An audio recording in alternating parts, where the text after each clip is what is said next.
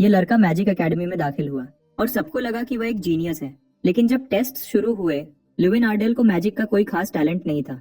दूसरे स्टूडेंट्स को उसको फेल होने पर जलील करने में देर नहीं लगी, और एक गरीब फैमिली से होने की वजह से जब सिर्फ बातें उसको जलील करने के लिए काफी नहीं थी, उन्होंने जोर जबरदस्ती करने की कोशिश की। लेकिन उन्हें पता नहीं था कि लुविन अपने परिवार के बारे में बेइज्जती बर्दाश्त नहीं करता था। जब बुली ने हैड पार कर दी, लुविन ने उसके चेहरे पर एक गुस्सा मारा, उसको उड़ा दिया। फिर उसने कहा, मैं मैजिक में अच्छा नहीं हूँ, लेकिन मेरे पास अभी भी मेरे गुस्से हैं। हैरान होकर ब्लॉन्ड लड़के ने अपने दोस्त से मदद मांगी। ज्यादा ताकतवर लड़के ने गुस्सा मारने की कोशिश की और वह भी हैरान रह गया।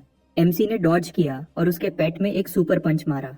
जो पहले जलील हो रहा था, अब वही अकेला खड़ा था, ऑरा को इन्फिनिटली फार्म करते हुए। लेकिन तब बातें सिर्फ लड़ाई तक नहीं रही। ब्लॉन्ड लड़के ने असली मैजिक यूज किया, कुछ ऐसा जो अगर किसी इंसान को लगता तो जानलेवा होता। प्रोफेसर ठीक उसी वक्त वहां आ गए। वह देखने ही वाले थे कि एक स्टूडेंट उनके सामने कोयला बन जाए, लेकिन रिजल्ट अलग था। लड़के ने एक सपना देखा था। एक बहुत बड़ा क्रीचर उसके सामने खड़ा था और कह रहा था कि लड़का धरती पर उसकी रीइंकार्नेशन है, एक ताकतवर डार्को, द वर्ल्ड ईट्स की। बाद में जब उसने आंखें खोली, उसने देखा लुविन ने अपने सामने एक खूबसूरत औरत को देखा। तो उसने सोचा शायद वह मर गया है और जन्नत में है, लेकिन लड़की ने उसको शांत किया। वह हेलेन है, एक हाई क्लास हीलर, और यह एडवांस्ड रिकवरी रूम है। कंफ्यूज्ड होकर लड़के ने कहा कि उसको एक अजीब सपने के अलावा कुछ याद नहीं है। ब्लॉन्ड लड़की ने उसको वार्न किया कि वह पूरा एक दिन सोया है तो उसको चक्कर आ सकते हैं। और भी सरप्राइजिंग बात यह थी कि लुविन के बॉडी पर कोई चोट नहीं थी। यह एक चमत्कार था। इलेक्ट्रिक अटैक मैजिक से हिट होना बहुत डेंजरस होता है। खुद प्रोटैगनिस्ट को भी नहीं पता था कि उस पल क्या हुआ था। फिर वही प्रोफेसर रूम में आए लड़के से सवाल करने। उन्होंने बताया कि वह 2 स्टूडेंट्स एकेडमी से निकल दिए गए हैं क्योंकि उन्होंने कॉम्बैट मैजिक फील्ड के बाहर यूज किया था, और बुलिंग की वजह से भी। यह सुनकर लुविन ने माना कि उसने भी लड़कों को पीटा था और वह भी थोड़ा जिम्मेदार है। तो प्रोफेसर ने उसको सजा के तौर पर 1 महीने की वॉलंटियर सर्विस दी। कॉम्बैट प्रोफेसर हाइडल इन्फॉर्मेशन देने नहीं आए थे, बल्कि कुछ पूछने आए थे। अगर लुविन के पास आर्टिफैक्ट है तो जाहिर है प्रोटैगनिस्ट को नहीं पता था कि वह आर्टिफैक्ट क्या था, और उसके पास कोई नहीं था। लेकिन प्रोफेसर ने हार नहीं मानी, क्योंकि उन्होंने अटैक के दौरान लुविन के पूरे बॉडी को एक रेड एनर्जी से प्रोटेक्ट करते हुए देखा था। यह कुछ ऐसा था जो सिर्फ एक लेजेंडरी आर्टिफैक्ट ही कर सकता है। लेकिन क्योंकि लड़के को सच में नहीं पता था कि आर्टिफैक्ट क्या होता है, प्रोफेसर ने यह आइडिया छोड़ दिया। प्रोटैगनिस्ट को पहले वाला अजीब सपना याद आया। क्रीचर ने स्टेटस विंडो के बारे में कुछ कहा था। जब उसने वह शब्द दोहराए तो जादुई तरीके से ब्लू विंडो उसके सामने चमकी। ठीक उसी वक्त खूबसूरत हीलर रूम में वापस आई। एमसी पूरा घबरा गया और उसने पूछा कि क्या वह भी ये देख रही है। लड़की ने सिर्फ इतना कहा कि अगर उसको हेलुसिनेशंस हो रहे हैं तो यह एक प्रॉब्लम है। ऐसे में लुविन ने माना कि यह सिर्फ एक मजाक था और वह कोई चमकती ब्लू विंडो नहीं देख रहा था। तो ब्लॉन्ड मेज ने उसको डॉम वापस जाने की परमिशन दे दी क्योंकि वह ठीक था। उसी दिन बाद में लुविन रात को ट्रेनिंग फील्ड में गया। ट्रेनिंग ग्राउंड्स पर खड़े होकर स्टेटस विंडो दिखा, अब एक एडिशन के साथ। एक सिंपल क्वेस्ट जो रिपीटेबल कैटेगराइज किया गया था अपनी डिटेल्स के साथ पॉप अप हुआ। अपनी स्लीव्स अप करते हुए लुविन ने सोचा कि एक मेज के लिए फिजिकल ट्रेनिंग क्या करेगी। गहरी सांस लेते हुए उसने अपने शकों को इग्नोर करने का फैसला किया और ट्राई करने का सोचा। उसने अपनी ताकत टेस्ट करने के लिए हवा में एक घुस्सा मारा, फिर एक और घुस्सा मारा। जैसे ही क्वेस्ट काउंटर बढ़ा, संतुष्टि से मुस्कुराते हुए उसने नंबर्स को बढ़ते हुए देखा। लुविन ने हवा में एक और घुस्सा मारा, लेकिन इस बार उसने एग्जीक्यूशन मिस कर दी। उसने रियलाइज किया कि छोटी से छोटी गलती भी ऑब्जेक्टिव में काउंट नहीं होगी। चांदनी रात और हवा में हाफ कर तेज सांस लेते हुए और पसीने में भीगा हुआ वह लगा रहा। काफी देर बाद यंग लड़का फाइनली कामयाब हुआ, अपना सर उठाते हुए एक छोटी सी संतुष्ट और विजयी मुस्कान के साथ। ट्रेनिंग के बाद खुद को साफ करते हुए स्टेटस विंडो पॉपअप हुआ उसको रिवॉर्ड के बारे में इन्फॉर्म करने के लिए। इससे पहले कि वह सच में समझ पाता कि वह क्या था, उसके अंदर कुछ बदल गया। उसने अपनी बाहों को घूरा, कुछ नया अपनी नस नस में दौड़ता हुआ महसूस कर रहा था। क्या था यह बिना समझे भी? अब उसको एक पक्का यकीन था, लुविन अब और ताकतवर था। क्यूरियोसिटी में पड़कर यंग लड़के ने इस रिवॉर्ड को टेस्ट करने का फैसला किया। उसने हवा में पहले से भी ज्यादा ताकत से घुसा मारा, स्ट्रेंथ, स्पीड, यहाँ तक कि एयर रेजिस्टेंस। उसकी चेहरे पर मुस्कान फैल गई जब उसने देखा कि सब कुछ इम्प्रूव हो गया है। संतुष्ट होकर लुविन इन अनलॉक्ड एबिलिटीज को डिस्कवर करने के लिए और भी उत्सुक हो गया। उसने स्टेटस विंडो समन किया और ज्यादा जानने के लिए। उसकी पहली अनलॉक्ड एबिलिटी का नाम सर्कल ऑफ स्ट्रेंथ था। प्रोटैगनिस्ट का एक्सप्रेशन पहले एम्बिगुअस था, लेकिन जल्दी ही उसको इसके इम्प्लीकेशन समझ में आ गए। मैजिक आर्ट्स के प्रैक्टिशनर्स अपने दिल के इर्द गिर्द माना सर्कल्स बनाते हैं, डेप्थ और कंट्रोल के हिसाब से। लुविन अपने एज के दूसरे लोगों से 4 ज्यादा सर्कल्स के साथ पैदा हुआ था, लेकिन उसकी कंडीशन की वजह से वह इफेक्टिवली बेकार थे। लेकिन अब जो एबिलिटी उसने गेन की थी उसके माना सर्कल्स गायब हो गए थे, उनकी जगह कुछ और था, कुछ और घूम रहा था। वह एहसास इतना अलग उसको दंग करने के लिए काफी था। लेकिन उसका दिमाग जल्दी ही इस सोच में पड़ गया कि इस बदलाव ने उसको क्या बना दिया है। उसको इस पॉसिबिलिटी से दुख हुआ कि शायद इसका मतलब उसके मेज बनने के फ्यूचर का अंत है। फिर भी उसने जल्दी ही खुद को समझाया कि अभी ऐसी बातें सोचना जल्दी होगा। उसने वही मैजिक इन्वोक किया जो हमेशा उसकी सबसे बड़ी फेलियर रही थी, एक फायरबॉल। वह उसकी कॉन्जुरेशन की स्पीड से इम्प्रेस हुआ और जाहिर है जो बहुत ज्यादा ताकतवर एहसास इसने दिया। उस खाली ट्रेनिंग यार्ड में लुविन फाइनली आर्टिफैक्ट की पोटेंशियल और पावर समझ गया था। मैजिक के नेचर के हिसाब से इवोकेशन में आमतौर पर कम से कम 10 सेकंड लगते थे, लेकिन उस पल उसने उस रिक्वायरमेंट को बाईपास कर दिया था फायरबॉल बनाने के लिए। मैजिक को डिसमिस करते हुए और मुट्ठी भींचते हुए लुविन अभी भी आर्टिफैक्ट की पावर से हैरान था। जब वह डिस्ट्रैक्टेड था, सिस्टम विंडो पॉपअप हुआ उसकी एक और एबिलिटी मैडनेस मेज को एक्सप्लेन करते हुए। इसने एक्सप्लेन किया कि अपने बॉडी पार्ट्स को मैजिक से इम्ब्यू करके वह वही प्रॉब्लम ओवरकम कर सकता है जिससे वह पहले जूझता था। इम्प्रेस्ड लुक के साथ यंग लड़के ने सोचा कि कोई ऐसी चीज कैसे कंसीव कर सकता है, लेकिन लुविन के पास तारीफ करने का टाइम नहीं था। सिस्टम ने जल्दी ही एक और क्वेस्ट प्रेजेंट किया। यह सिंपल था, बस अपनी नई एबिलिटीज को एक फिजिकल टारगेट पर टेस्ट करना था। सोच में अपनी आंखें छोटी करते हुए यंग लड़के ने अपना इरादा मजबूत किया। उसने खुद को तैयार किया और तेजी से पास के स्ट्रॉ टारगेट्स में से एक पर घुसा मारा। जब उसने अटैक किया, उसने एक फायरबॉल कॉन्जर्ट किया, उसकी स्ट्राइक को उससे इम्ब्यू करते हुए। उसकी चेहरे पर एक संतुष्ट मुस्कान फैल गई जब उसने टेक्निक को पहली बार काम करते हुए देखा, और एक बार फिर कंप्लीटेड क्वेस्ट के लिए उसको रिवॉर्ड मिला। उसके बाद वह थक कर गिर गया, पूरी तरह से थका हुआ। उन सब इवेंट्स के बाद जमीन पर लेटा हुआ था। उसके चेहरे पर संतुष्टि नहीं बल्कि गहरी सोच दिख रही थी। फाइनली मैजिक अनलीश करने के बाद उसको क्यूरियोसिटी हुई कि ड्रेका सच में कैसा इंसान था, लेकिन थकान हावी हो गई और इससे पहले कि वह कुछ समझ पाता वह सो गया। उसको उसके क्लासमेट्स की फिक्रमंद आवाजों ने जगाया। लुविन ने धीरे से आंखें खोली और उठ गया, दूसरों को जो डर उसने दिया था उससे बेफिक्र। उसने ट्रेनिंग यार्ड के बीच में सो जाने की बात को टाल दिया। एक स्टूडेंट ने तो यह भी पूछा कि क्या उसने शराब पी रखी थी या कुछ और, लेकिन प्रोटैगनिस्ट ने सिर्फ इतना जवाब दिया कि वह सिर्फ थकान की वजह से सोया था और फिर बिना कुछ कहे चला गया। पीछे एक अलग ही एहसास छोड़ गया कि यह वह लुविन नहीं था जिसे वह जानते थे। पीछे मुड़कर उनमें से एक ने कुछ नोटिस किया। स्ट्रॉ डमीज में से एक पूरी तरह तबाह हो चुका था, राख से घिरा हुआ। अभी दिन की शुरुआत ही थी। हमारा हीरो अपने डॉर्म रूम वापस आया, सिर्फ अपने रूम के बेसमेंट में पाया गया। जेसन से मिला जो दांत ब्रश कर रहा था। जेसन ने पूछा कि क्या उसने रात बाहर गुजारी थी या कुछ और। उसकी टोन थोड़ी फिक्रमंद थी, फिर भी क्यूरियस। आखिर उस लड़के का एकेडमी से बाहर जाना रेयर था। ये मानते हुए कि प्रोटैगनिस्ट शायद किसी लड़की के साथ था, लुविन ने अपने दोस्त के मजाक को इग्नोर करते हुए अपनी जैकेट उस पर फेंक दी और शावर के लिए चला गया। फाइनली उसने अपनी ट्रेनिंग सेशन की सारी थकान धो दी। अपने आराम के पल का फायदा उठाते हुए लुविन ने नई क्वेस्ट चेक की जो आ चुकी थी। यह वही रिपीटेबल क्वेस्ट थी जिसका गोल डबल था लेकिन रिवॉर्ड सेम था। यह देखकर कि बातें आसान नहीं होंगी, लड़का टब में और गहरा हो गया, चैलेंजेस को इग्नोर करते हुए, क्योंकि मेज बनने का यही मतलब था। ये सोचकर 1 महीना गुजर गया। वह डेली क्वेस्ट्स कंप्लीट करता रहा।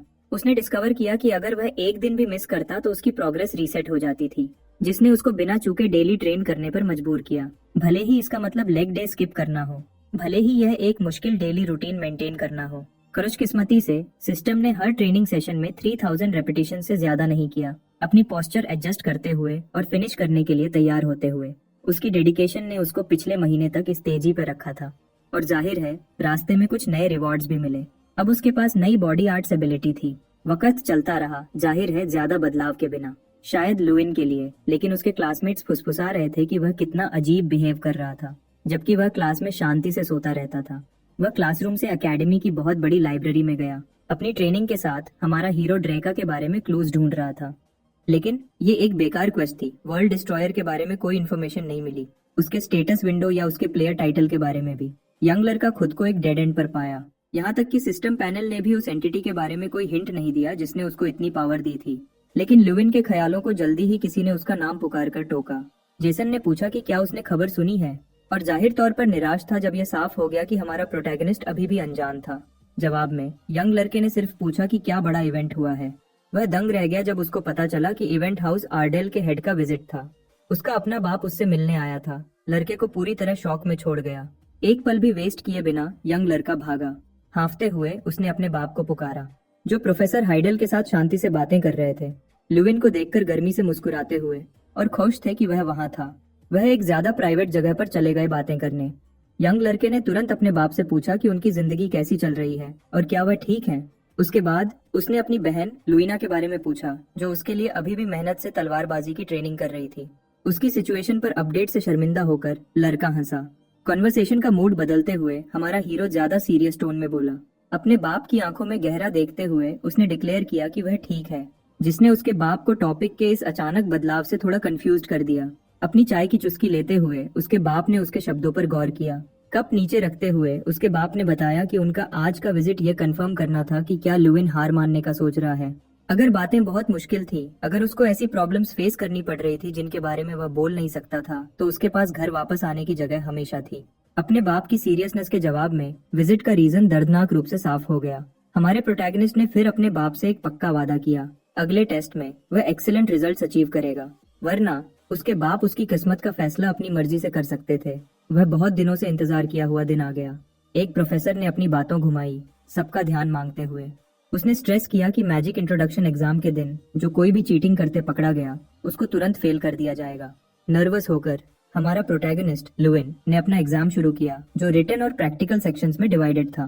प्रैक्टिकल एग्जाम को target practice, magic power measurement, live combat और वन ऑन वन ड्यूअल्स में बांटा गया था। अपने समनिंग डिसऑर्डर की वजह से मिकेल गैरी हिल हमेशा प्रैक्टिकल एग्जाम में बेस्ट रिजल्ट्स अचीव करता था, लेकिन लुविन को यकीन था कि इस बार बातें अलग होंगी। कॉन्फिडेंट था कि वह पहला स्थान हासिल करेगा। थियोरेटिकल एग्जाम्स के दिनों बाद प्रैक्टिकल्स फाइनली शुरू हुए। लुविन ख्यालों में खोया हुआ जेसन ने उसको पुकारा। उसके दोस्त ने रिमार्क किया कि वह अजीब बिहेव कर रहा था और पूछा कि क्या उसके पास आज के एग्जाम के लिए कोई प्लान है। लुविन ने जवाब दिया कि वह एक अलग मेथड ट्राई करेगा, जिससे जेसन ने और पूछा, लेकिन उनकी कॉन्वर्सेशन किसी और ने काट दी, जिसने पूछा कि लुविन यहाँ क्या कर रहा है। ये मिकेल है। और मुस्कुराते हुए उसने पूछा कि क्या लड़का सच में एग्जाम दे रहा है। लुविन ने जवाब दिया, यह तो जाहिर है कि वह दे रहा है, जिस पर मिकेल हंस पड़ा। लुविन के कंधे पर हाथ रखते हुए उसने कुछ एडवाइस दी उसको, जो उसकी तरह एग्जाम में 6 बार फेल हो चुका था, और ज्यादा खुद को जलील करने के बजाय उसको अभी हार मान लेनी चाहिए। सार्कास्टिक मुस्कान के साथ लुविन ने जवाब दिया कि यह एडवाइस ज्यादा हेल्पफुल नहीं लगती, लेकिन मिकेल इंसिस्ट करता है, कहता है कि उस डिसऑर्डर वाले को तो ट्राई भी नहीं करना चाहिए। फिर दांत पीसते हुए उसने लुविन को वन ऑन वन फाइट में कुचलने की कसम खाई। उसके थोड़ी देर बाद पहला एग्जाम शुरू हुआ, मल्टी टारगेट शूटिंग। ये टेस्ट मेजर करता है कि एक इंसान एक स्पेल से कितने टारगेट्स हिट कर सकता है। लेकिन इस साल एग्जाम मुश्किल है, टारगेट्स कॉन्स्टेंटली मूव कर रहे हैं। एक एक करके पार्टिसिपेंट्स को बुलाया गया और वह अपने मार्क्स हिट करने में स्ट्रगल करते रहे। इसकी वजह से एवरेज स्कोर्स बहुत खराब थे। कुछ स्टूडेंट्स मुश्किल से 3 टारगेट्स हिट कर पाए। ऑर्गेनाइजर्स स्टूडेंट्स के खराब परफॉर्मेंस पर अफसोस करते हैं, रियलाइज करते हुए कि इस साल की ग्रेजुएटिंग क्लास की क्वालिटी बहुत खराब है। लेकिन एक प्रोफेसर कहता है कि निराश होना अभी जल्दी है। प्रोफेसर एल्रिक अनाउंस करते हैं कि अब मिकेल की बारी है और सबको ध्यान देना चाहिए। धीरे से मिकेल टेस्टिंग एरिया के पास आया। दोनों हाथों से ब्लू फ्लेम मैजिक चैनल करते हुए वह तैयार है। उसके हाथों में आग बढ़ने लगी। साफ है कि वह कुछ बड़ा प्लान कर रहा है। शुरू करने का कमांड दिया गया। ब्लॉन्ड ने अपना मैजिक टारगेट्स की तरफ अनलीश किया, एक ही ब्लास्ट में मल्टीपल वुडन डमीज को हिट करते हुए, सारे स्पेक्टेटर्स को हैरान करते हुए। ऑर्गेनाइजर के रूम में मिकेल का घमंडी चाचा पूछा कि दूसरों ने क्या सोचा। मुस्कुराते हुए आदमी डिक्लेयर करता है कि मिकेल जरूर इस साल के फेस्टिवल का ग्रैंड रिप्रेजेंटेटिव बनेगा। लेकिन एक बूढ़ा आदमी जिसकी सफेद दाढ़ी और बाल थे एल्रिक को चुप रहने को कहता है। वह आदमी टीरियन इग्नेट है, जो कहता है कि उन्होंने इस साल के ग्रेजुएट्स को काफी देख लिया है। लेकिन प्रोफेसर हाइडल उनसे थोड़ी देर और देखने को कहते हैं, क्योंकि लुविन अगला है। ऐसे में यंग लड़के के जुनून को देखते हुए एल्डर ने थोड़ा और देखने का फैसला किया। कॉन्फिडेंट मुस्कान के साथ लुविन सोचता है कि यह उसकी ताकत टेस्ट करने का एक परफेक्ट मौका है। जैसे ही जज ने स्टार्ट का कमांड दिया, यंग लड़के ने अपने हाथ की हथेली में एक फायरबॉल चार्ज करना शुरू किया। उसके इर्द गिर्द सब कुछ आग से जलने लगा। प्रोफेसर लड़के की कास्टिंग स्पीड से दंग है और स्टूडेंट्स भी उतने ही हैरान हैं। मिकेल मुस्कुराता है और अपने क्लासमेट्स को कहता है कि लुविन अपने इवोकेशन डिसऑर्डर के साथ टारगेट्स को हिट नहीं कर पाएगा, और जबकि वह प्रोटैगनिस्ट को बेकार कचरा बुलाने में बिजी है, जो कुछ नहीं कर सकता। लुविन पहले ही अपनी एबिलिटीज को यूज कर रहा है टाइम मैनिपुलेट करने और अपनी स्पीड को अब्सर्ड लेवल्स तक बढ़ाने के लिए। यह उसकी टेम्पोरल रिफ्रैक्शन एबिलिटी है, जो उसको 30 सेकंड्स तक इनक्रेडिबल स्पीड्स पर मूव करने की परमिशन देती है किसी भी लोकेशन तक पहुंचने के लिए। दूसरे शब्दों में लुविन अब सच में आग का एक जबरदस्त तूफान है। पूरा एरिया आग और चिंगारियों में डूबा हुआ है। ऊपर से प्रोफेसर्स और ऑर्गेनाइजर्स सब कुछ गहराई से देख रहे हैं, और स्टूडेंट्स भी पूरी तरह शॉक्ड लग रहे हैं, क्योंकि पूरी कॉन्फिडेंस और एक्सप्लोसिव एफर्ट के साथ लुविन ने ये कर दिखाया। वुडन टारगेट्स टुकड़े टुकड़े हो गए हैं। एक सरप्राइज जज अनाउंस करता है कि लुविन ने 27 टारगेट्स हिट किए। स्टूडेंट्स के बीच फुसफुसाहट फैल गई जो मुश्किल से अपनी आंखों पर यकीन कर पा रहे थे। ऑर्गेनाइजर के रूम से तालियां गूंज उठी, यहाँ तक कि मिस्टर इग्नाट भी प्रोटैगनिस्ट की तारीफ करने के लिए खड़े हो गए और कुछ स्टूडेंट्स उसकी इम्प्रेसिव परफॉर्मेंस का जश्न मनाने लगे। गुस्से से भरा हुआ मिक्केल सोचता है कि लुविन ने यह करिश्मा कैसे किया। लुविन को अब सबसे तालियां और पहचान मिल रही है, कुछ ऐसा जो उसको पिछले 6 सालों में कभी नहीं मिला था। दूसरी तरफ लुविन को एक गर्मा गर्म संतुष्टि महसूस होती है, कुछ ऐसा जिसकी उसने हमेशा ख्वाहिश की थी। प्रोफेसर एल्रिक यकीन नहीं कर पा रहे थे, क्लेम करते हुए कि उन्होंने कभी किसी को मैजिक कॉन्जर करते और टारगेट्स हिट करते सिमल्टेनियसली नहीं देखा। प्रोफेसर हाइडल जवाब देते हैं, कहते हैं कि मैजिक का रियल्म लिमिटलेस है और इन्फिनिट पॉसिबिलिटीज से भरा हुआ है। वह ऐड करते हैं कि अगर सब कुछ एक्सपेक्ट के हिसाब से होता तो वह मैजिक नहीं बल्कि मैथमेटिक्स होता। एल्रिक बहस करता रहता है, लेकिन मिस्टर इग्नाट अपना हाथ उठाते हैं। वह डिक्लेयर करते हैं कि आज उन्होंने एक स्टूडेंट द्वारा बनाया गया मैजिक का एक फ्लॉलेस चमत्कार देखा, लेकिन लगता है कुछ प्रोफेसर्स की अलग ओपिनियन है। मिकेल का चाचा गुस्से में है, सोचता है कि लुविन ने बहुत बड़ा हंगामा खड़ा कर दिया है। इधर जेसन प्रोटैगनिस्ट की गर्दन पकड़कर चिल्लाता है, आर्च में जा रहा है। अब लुविन बहुत पॉपुलर है और सारे स्टूडेंट्स जमा हो जाते हैं उसके बारे में और जानने के लिए क्यूरियस। लेकिन यंग लड़के को सिचुएशन अजीब लगती है। कल तक तो वह सिर्फ एक अकेला नोबडी था, सब कुछ अचानक बदल गया और उसको पता है कि अभी भी बहुत लोग हैं जो उसको नापसंद करते हैं। लेकिन अपने रूम तक पहुंचते ही मिकेल उसका इंतजार कर रहा है। सीरियस एक्सप्रेशन के साथ लुविन पूछा, तुम किसी और के रूम में क्या कर रहे हो? ब्लॉन्ड लड़का कहता है कि वह उसको वार्न करने आया था कि कुछ पॉइंट्स मिलने पर इतना मत इतराओ जो मैजिक भी नहीं है। लुविन फिर जवाब देता है, क्या तुम सिर्फ एक हारे हुए खिलाड़ी नहीं हो? यह मिकेल को गुस्सा दिला देता है, जो लुविन का कॉलर नफरत से पकड़ लेता है। शांति से लुविन बस अपने प्रोवोकेटर का हाथ पकड़ लेता है। मिकेल को तुरंत एक अजीब एहसास होता है और वह अपनी हाथ को हैरानी से देखता है। समझ नहीं पा रहा था कि इतनी ताकत कहाँ से आई। ब्लॉन्ड लड़का सोचता है कि ये कैसे हो सकता है। मिकेल के और पास जाकर लिविन कहता है, हम 1-on-1 फाइट कर सकते हैं। एक झटके से मिकेल लिविन के हाथ से अपना हाथ छुड़ाने में कामयाब हो जाता है। वह पूछा, क्या तुम्हें सच में लगता है कि तुम मुझसे लड़ने के लिए क्वालिफाइड हो, यह देखते हुए कि पिछले कुछ सालों में तुमने सिर्फ कम स्कोर्स हासिल किए हैं? सीरियस नजर के साथ लिविन जवाब देता है, तुम्हें बस इंतजार करना होगा और देखना होगा कि मैं हूँ या नहीं। रूम से निकलते हुए मिकेल ऑर्डर देता है, अगला एग्जाम फेल मत करना लिविन। वह निकलता है, उसका दिल गुस्से से भरा हुआ। यकीन था कि लिविन आज का प्रैक्टिकल एग्जाम जरूर फेल करेगा। फिर मिकेल को अपनी जेब में रखी हाथ पर दबाव का दर्द महसूस होता है। उससे फिर से देखकर वह सोचता है कि क्या लिविन सच में एक मेज है। दिन धूप वाला है और आसमान में कुछ बादल हैं। लड़के पत्थर की स्टैचू पर कमेंट करते हैं और अब दूसरे प्रैक्टिकल एग्जाम का टाइम है। Magic power measurement. किंगरिम की स्टैचू टेस्ट ऑब्जेक्ट है। स्टूडेंट्स को उस पर मैजिक कॉन्जर करना होगा स्कोर लेने के लिए। लिविन अपने दोस्त से कंफर्म करता है कि क्या उन्हें बस स्टैचू को उस मैजिक से हिट करना है जिस पर उन्हें सबसे ज्यादा भरोसा है। लेकिन ओगर स्टैचू कम स्कोर्स देने के लिए फेमस है।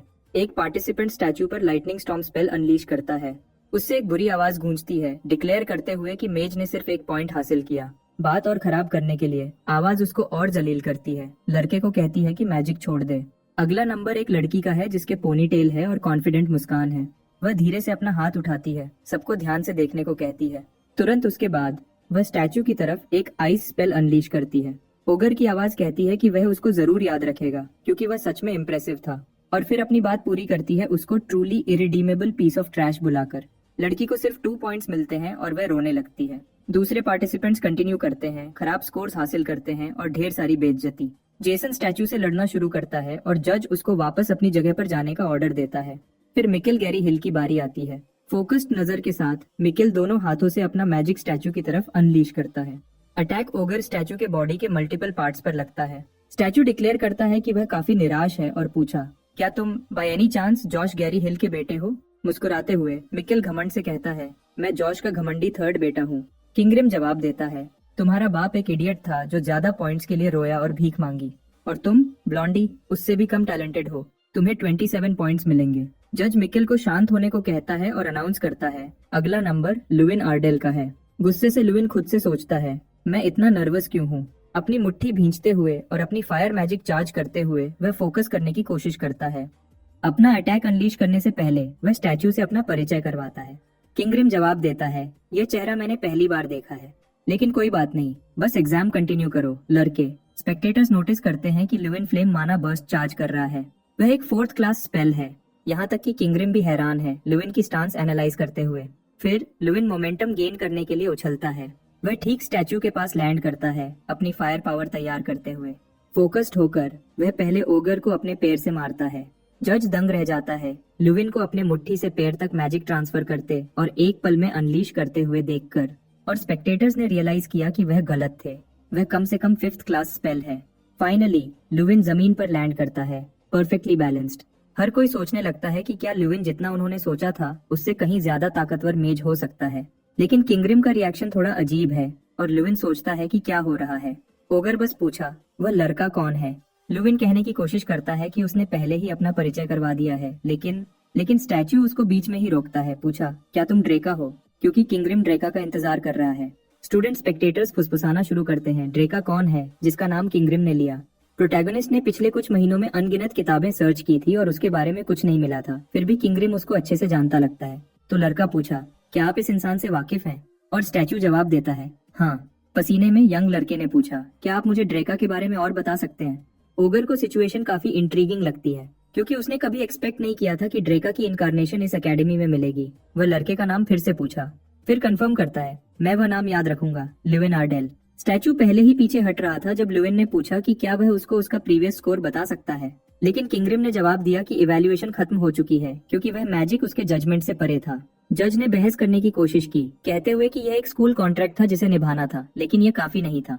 इससे ओगर को और गुस्सा आया, जिसने क्लेम किया कि उसने सालों से ऐसे लड़कों का इवैल्यूएशन किया है जो मेजेस भी नहीं लगते थे। उसने डिक्लेयर किया कि इग्नाइट भाड़ में जाए, लेकिन क्योंकि यह एक कॉन्ट्रैक्ट था वह एक स्कोर असाइन करेगा।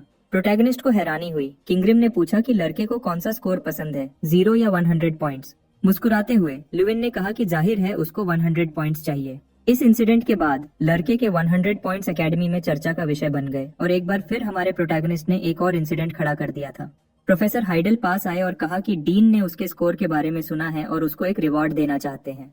उन्होंने उसको एक छोटा सा रोल किया हुआ पेपर दिया। यंग लड़के ने शब्द पढ़े, आर्टिफैक्ट रूम, और पूछा, यह किस बारे में है? लेकिन प्रोफेसर ने जवाब नहीं दिया और बस उसको फॉलो करने को कहा। वह एक अंधेरे कमरे तक गए और सीढ़ियों से नीचे उतरना शुरू किया। हाइडल ने कहा कि एकेडमी का यह हिस्सा एकमात्र फॉरबिडन एरिया था। यह जानकर लुविन और भी कंफ्यूज्ड हो गया, समझ नहीं पा रहा था कि उसको वहाँ क्यों ले जाया जा रहा है। प्रोफेसर एक दरवाजे के सामने रुके और कहा कि यह आर्टिफैक्ट रूम है और वह बस यहीं तक जा सकते हैं। थोड़ा नर्वस होकर प्रोटैगनिस्ट ने पूछा कि क्या उसको अकेला आगे बढ़ना चाहिए, लेकिन क्योंकि यह एक रिवॉर्ड था, लड़के ने अंदर जाने का फैसला किया। कमरा बहुत बड़ा था, अनगिनत चीजों से भरा हुआ था जो बहुत ज्यादा वैल्यू रेडिएट कर रही थी। अपने इर्द गिर्द सब कुछ देखते हुए यंग लड़के ने सोचा कि यह आर्चमेज फ्रॉयड इग्नट का मैजिकल वेयरहाउस होना चाहिए, लेकिन एक आवाज ने अचानक उसको चौंका दिया, शांति को तोड़ते हुए, तुम खोए हुए लगते हो। वह किंगरिम था, जो रूम में भी मौजूद था, जिसने रिमार्क किया कि लड़के को अपनी वर्थ नहीं पता लगती। लेकिन इस बार ओगर अब पत्थर की स्टैचू नहीं था। ओगर ने एक्सप्लेन किया कि यह जगह ही एकमात्र थी जहां उसको अपनी ओरिजिनल बॉडी यूज करने की परमिशन थी। लुविन ने पूछा कि मॉन्स्टर का क्या मतलब है अपनी वर्थ न जानने से। किंगरिम ने जवाब दिया कि बिल्कुल वही। यंग लड़के को कोई क्लू नहीं था। वह ड्रेका द प्लेयर जैसा ही आर्टिफैक्ट यूज कर रहा था, एक रेयर आर्टिफैक्ट जो दुनिया में किसी और चीज जैसा नहीं था। फिर ओगर ने पूछा कि उसको वह कैसे मिला और ड्रेका के साथ उसका क्या रिश्ता था। लुविन ने जवाब दिया कि वह भी इसके बारे में बहुत क्यूरियस था और पूछा, ड्रेका कौन है? ओगर की लाल आंखें चमकी, प्रोटैगनिस्ट के चेहरे पर ठीक हो गई। उसने एक्सप्लेन किया कि ड्रेका एक ऐसा प्राणी था जो भगवान बनना चाहता था। एक दिन ड्रेका स्काई पीक ट्राइब से मिलने आया, जिसका किंगरिम भी हिस्सा था। उसकी पावर बहुत ज्यादा थी, हर गुजरते दिन के साथ बढ़ती जा रही थी, जिसने उसको ट्राइब के लिए हराना इम्पॉसिबल बना दिया था। ओगर्स उसको रिस्पेक्ट करते थे, तो ड्रेका ट्राइब के मेंबर के रूप में मॉन्स्टर्स के बीच रहता था। और उसने किंगरिम को भी सिखाया था, जो ट्राइब का चीफ था, उसकी भाषा और मैजिक लगभग 100 साल तक। इससे लुविन पूरी तरह दंग रह गया। एक इंसान का 100 साल तक जीना अनसुनी बात थी। मुस्कुराते हुए ओगर ने जवाब दिया कि वह प्राणी इंसान नहीं था। उसकी असली आइडेंटिटी ब्लैक ड्रैगन ड्रैकोगोनिया थी। पूरी तरह यकीन न करते हुए प्रोटैगनिस्ट हिचकिचाया। यह समझने में मुश्किल हो रही थी कि ड्रैगन्स सच थे। यंग लड़के ने ड्रैगन्स के बारे में मैजिक के ओरिजिन के रूप में सुना था, लेकिन उसको लगता था कि ये सब बस कहानियां हैं। किंगरिम ने फिर बताया कि ड्रेका मैजिक यूज नहीं कर सकता था, तो उसने लुविन जैसा ही फाइटिंग स्टाइल डेवलप किया, अपने हाथों और पैरों के थ्रू मैजिक चैनल करते हुए। लुविन फाइनली समझ गया, रियलाइज करते हुए कि ड्रेका के साथ भी पास्ट में उसकी तरह ही बर्ताव किया गया होगा। लेकिन ड्रेका ने एक यूनिक एबिलिटी बनाई, मैजिक को यूज करने का एक ऐसा तरीका जिस पर सिर्फ वही मास्टर कर सकता था। इस पावर के साथ वह दुनिया में सबसे ज्यादा ताकतवर बन गया। फिर भी संतुष्ट नहीं, वह अपनी पावर को और आगे बढ़ाता रहा। आखिरकार सब कुछ तबाह कर दिया और खुद को भी। डर ने लुविन को घेर लिया जब उसने बातों को जोड़ा। फाइनली समझ गया कि ड्रेका को वर्ल्ड डिस्ट्रॉयर क्यों कहा जाता था। उसकी स्टेटस स्क्रीन चमकी, उसको नई एबिलिटीज मिल गई, ओगर्स से कम्युनिकेट करने की पावर और एक एनहांसमेंट स्किल। अब एक चमकती ऑर्ब स्ट्रैंग को पकड़े हुए, जो ताकत का ही रूप था। उसने सोचा कि यह क्या था। किंगरिम ने एक्सप्लेन किया कि यह एक क्वेस्ट रिवॉर्ड था और ऑर्ब को एग्जामिन करने को कहा। ध्यान से देखने के बाद ओगर ने कंफर्म किया, यह स्ट्रैंग है, ये कोई आइटम नहीं है, यह एक इनकारनेशन है। लुविन ने ऑब्जेक्ट को कस के पकड़ा हुआ था, अभी भी उसका पर्पस पूरी तरह समझ नहीं पा रहा था। ओगर ने ऐड किया कि इसकी करंट स्टेट को देखते हुए ड्राका ने इसको मारने पर इस स्पिरिट स्टोन में सील कर दिया होगा। यह प्राणी, एक अजीब पर्सनालिटी वाला स्पिरिट, ने इन्फिनिट पावर का वादा किया अगर लुविन उसकी डिजायर्स को सेटिस्फाई करता। संक्षिप्त में, उस ऑर्ब से एक इनकारनेशन पैदा होगा। अचानक पत्थर क्रैक होने लगा और चमकने लगा, फिर टूट गया। वह एक छोटे क्रीचर में बदल गया, इतना छोटा कि उसके हथेली में समा जाए, एक छोटा ब्राउन बेयर कब। अपनी आंखें मलते हुए छोटा क्रीचर शिकायत करने लगा, उस बच्चे ने मुझे बेयर कहा। लुविन समझ नहीं पा रहा था कि एक बेयर उसकी भाषा कैसे बोल सकता है। अपनी क्यूट सी छोटी पंजा उसकी तरफ करते हुए गुस्से वाले क्रीचर ने ऑर्डर दिया, मुझे बेयर की तरह ट्रीट करना बंद करो। लुविन दंग था, छोटे बेयर की शिकायतों का जवाब नहीं दे पा रहा था। अपनी पंजे कमर पर रखते हुए क्रीचर ने डिक्लेयर किया, मैं बेयर नहीं हूँ। तो लुविन ने पूछा, तो तुम क्या हो? छोटे बेयर ने जवाब दिया, मैं एक इनकारनेशन हूँ, मैं जो चाहे वह बन सकता हूँ। एक बगावती लुक के साथ उसने अनाउंस किया, मैं तुम्हें अपनी पावर दिखाऊंगा। लुविन की आंखें इंतजार में बड़ी हो गई। उसके तेज एफर्ट्स के बावजूद इनकारनेशन के बॉडी पर कुछ नहीं हुआ, दंग रह गया। क्रीचर ने सोचा, मेरी पावर कहाँ गई? उसने सोचा कि शायद ये इसलिए है क्योंकि वह खाली पेट रीइनकारनेटेड हुआ है। फिर खाना मांगा। लड़के ने जवाब दिया कि उसके पास खाना नहीं है, और छोटा बेयर बुदबुदाया, इस बार मेरा मास्टर इतना कमजोर क्यों है? खाने से हार मानकर सो गया, डिनर के लिए जगाने को कहते हुए। किंगरिम ने पल को टोका, रिमार्क करते हुए, इतने सालों बाद भी उसकी पर्सनालिटी बिल्कुल नहीं बदली। स्ट्रैंग के बगल में लड़के को देखते हुए किंगरिम ने पुराने वक्त को याद किया। इसने स्ट्रैंग और ड्रेका की यादें ताजा कर दी, जिन्हें उसने अपने पुराने होम टाउन में फेस किया था। अब ओगर ने लुविन से पूछा, तुम क्या करने का इरादा रखते हो? जो पावर तुम्हारे पास है वह तुम्हें ताकतवर बनाएगी, लेकिन उसके बाद तुम क्या करोगे? लुविन को याद आया कि उसने हमेशा इस पावर की ख्वाहिश की थी, लोगों को डीमन से बचाने के लिए और आर्डेल का नाम वापस पाने के लिए, अपना नाम उन लोगों को घोषित करने के लिए जिन्होंने उसको नीचा दिखाया था। सोचने पर लड़के ने समझा कि उसके पास बहुत कुछ था बचाने के लिए, इस मौके को छोड़ने के लिए। उसने जवाब दिया, मैं अपने लोगों के लिए, अपने परिवार के लिए और अपने लिए अपनी नियति के हिसाब से जीऊंगा। किंगरिम ने जवाब दिया, यह बिल्कुल भी बुरा नहीं है, मैं उस फ्यूचर का इंतजार करूंगा जो तुम लाओगे। उस रिवीलिंग एनकाउंटर के बाद लड़के के रूटीन में कुछ बड़ा बदलाव आया। अब उसके पास स्ट्रैंग का साथ था। जिस पल स्ट्रैंग ने खाना शब्द सुना, वह मुंह में पानी आना शुरू कर देता, उसकी आंखें चमकने लगती। छोटे बेयर को खाना खिलाना एक डेली टास्क था। लड़का अपनी फायर मैजिक चार्ज करता जब छोटा बेयर अपना मुंह खोलता, और वह हमेशा बहुत ज्यादा क्वांटिटी में खाता था। खाने के बाद वह अपनी पंजा अपनी गर्दन पर रगड़ता, पूरी तरह संतुष्ट। जो खाना लुविन खाता था वह रॉ पावर थी जो उसको अपनी मिशन से मिलती थी। स्ट्रैंग की यूनिक एबिलिटी ने हीरो की ग्रोथ को सुपरचार्ज किया, जो बहुत यूजफुल साबित हुई। जैसे ही छोटा बेयर इवॉल्व हुआ, जो बोनस पावर लुविन को मिली वह स्काई रॉकेट हो गई। एक बार जब वह 31 स्टार्स पर पहुंच गया तो लुविन 3100 स्ट्रेंथ विल्ड करेगा। 1000 से भी कम के साथ उसको पहले ही पावर का एक बहुत बड़ा सर्ज महसूस हो रहा था। ज्यादा तेजी से इवॉल्व होने के लिए लुविन ने स्ट्रैंग पर जोर डाला, पूछा कि ड्रेका ने इतनी ज्यादा ताकत कैसे हासिल की थी। स्ट्रैंग, हमेशा प्रोवोकेटर, मुस्कुराया। अगर तुम सीक्रेट जानना चाहते हो हीरो, मुझे एक ग्लास पानी लाकर दो। लुविन की नजर ठंडी हो गई। तुम्हें मुझे बताने की जरूरत नहीं बेयर, वह गुर्राया। अगर तुम भूखे रहने के शौकीन हो तो पावर के अनगिनत रास्ते थे। टफर मिशंस टैकल करना, स्ट्रेंथ बढ़ाने वाले आइटम्स बनाना या पुराने आर्टिफैक्ट्स ढूंढना, यहाँ तक कि एक ओगर के टेंडन को उबालकर भी एक पोटेंट एलिक्सर बनाया जा सकता था। लेकिन ये मेथड्स अभी उसकी पहुंच से बहुत दूर थे, कम से कम 1000 स्ट्रेंथ की डिमांड करते थे। तो अपनी नई मिली पावर के बावजूद लुविन को एहसास हुआ कि वह अभी भी सिर्फ शुरुआत ही कर रहा था। लुविन ने लगातार ट्रेनिंग की, दिन ब दिन, जब तक उसकी स्ट्रेंथ 930 नहीं हो गई। तभी तीसरा रॉयल कॉम्बैट एग्जाम